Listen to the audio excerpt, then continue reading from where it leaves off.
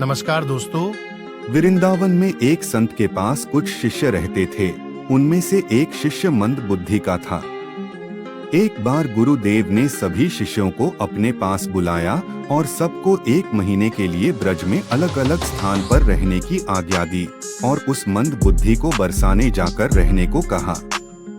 मंद बुद्धि शिष्य ने बाबा से पूछा, बाबा मेरे रहने खाने की व्यवस्था वहाँ कौन करेगा? बाबा ने हंसकर कह दिया, राधा रानी। कुछ दिनों बाद एक एक करके सब बालक लौट आए, पर वो मंद बुद्धि बालक नहीं आया। बाबा को चिंता हुई कि 2 महीने हो गए, मंद बुद्धि बालक नहीं आया, जाकर देखना चाहिए। बाबा अपने शिष्य की सुध लेने बरसाने आ गए। बाबा ने देखा एक सुंदर कुटिया के बाहर एक सुंदर बालक बहुत सुंदर भजन गायन कर रहा है। बाबा ने सोचा क्यों ना इन्हीं से पूछा जाए।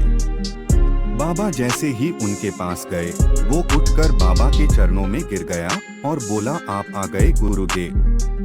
बाबा ने पूछा, ये सब कैसे, तू ठीक कैसे हो गया? शिष्य बोला, बाबा आपके ही कहने से किशोरी जी ने मेरे रहने खाने पीने की व्यवस्था की और मुझे ठीक कर भजन करना भी सिखाया।